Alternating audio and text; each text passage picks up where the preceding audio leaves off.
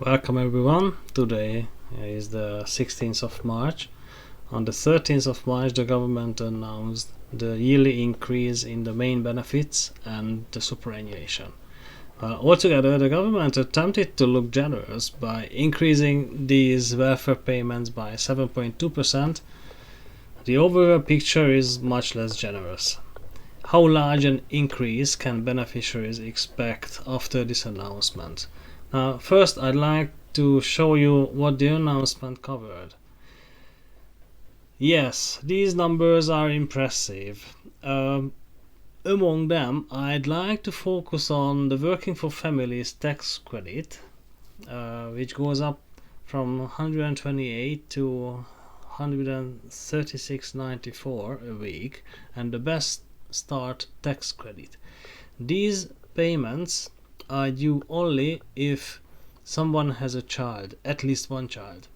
And the Best Start tax credit is entitled to individuals who has a child less than 3 age.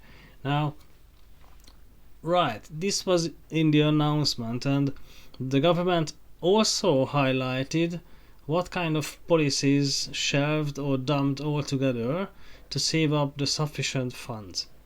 Well, is this everything? Can we expect something better than this?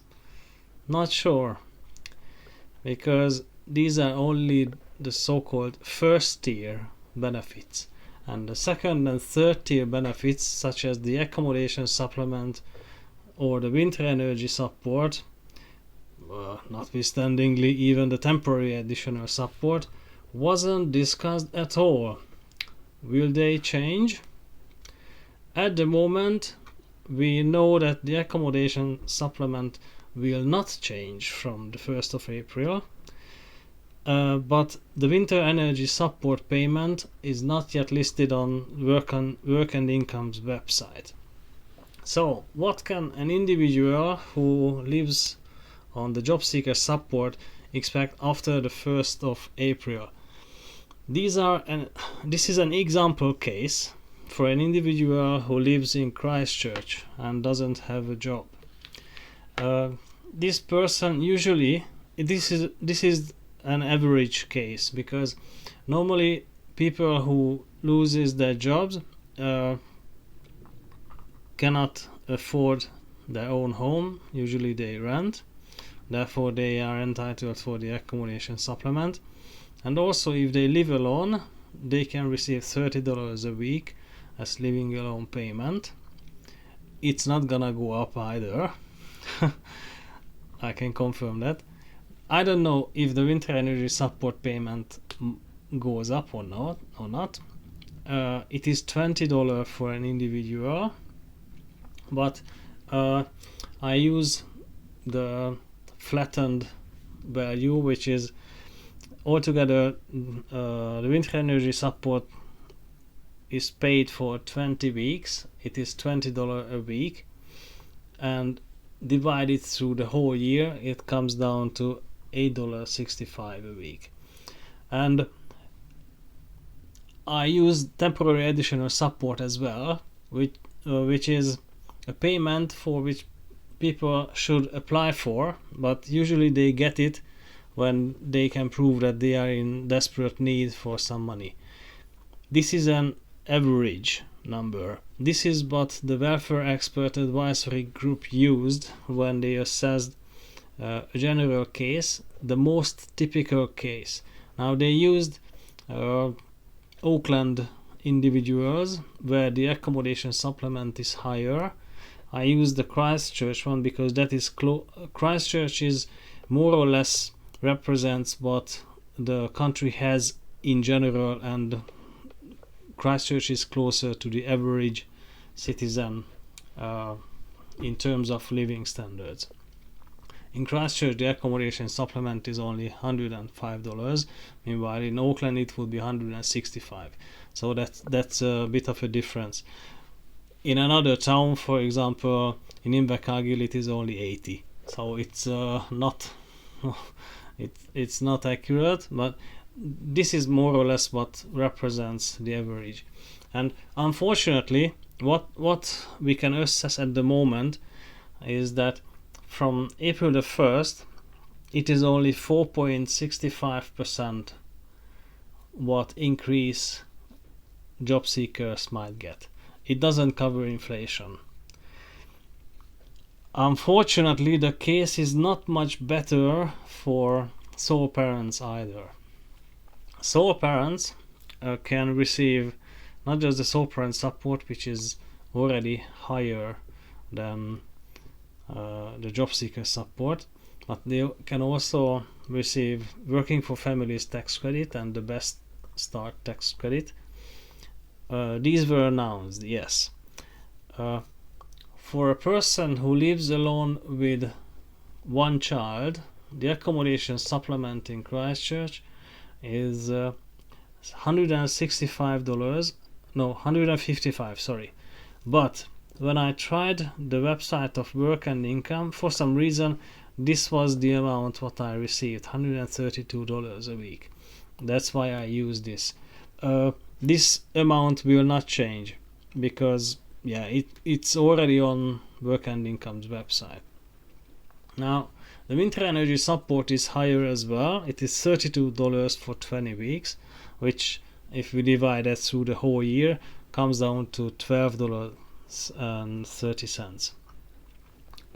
Here I used temporary additional support as well. It is a bit more for this person than the job seeker.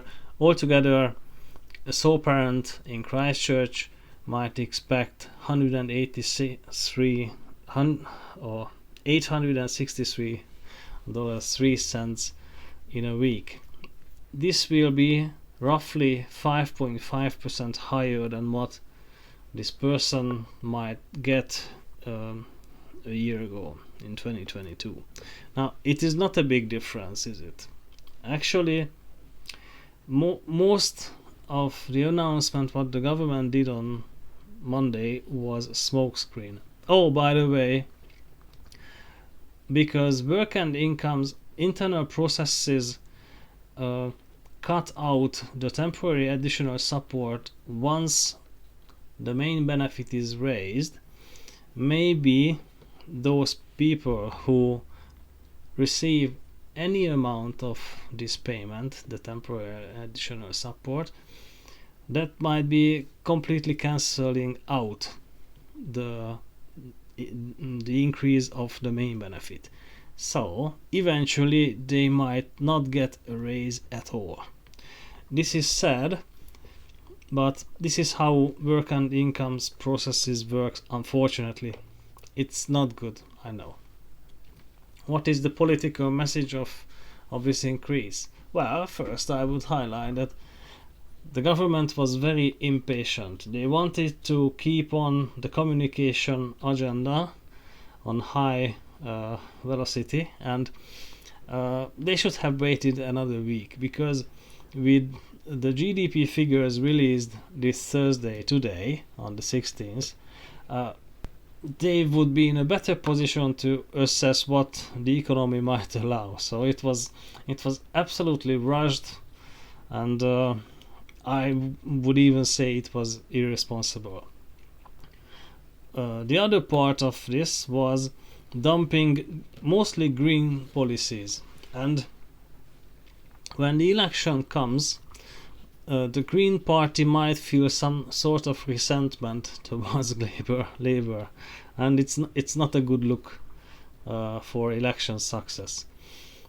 And also, it must be told that today there were news about the first emission trade auction.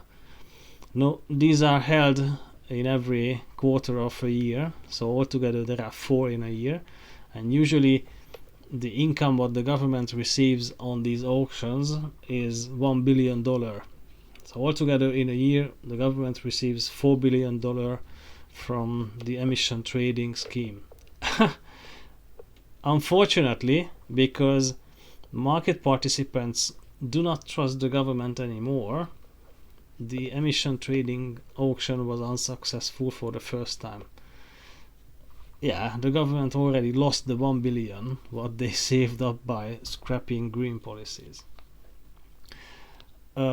This policy bonfire anyway wasn't necessary at all, because the budgetary year starts in July and ends in June, so practically it is just 1 quarter what the government had to save up. But anyway, they must have planned the whole budgetary year, so the sources of this increase must have been in the budget already. So it wasn't a big magic trick at all.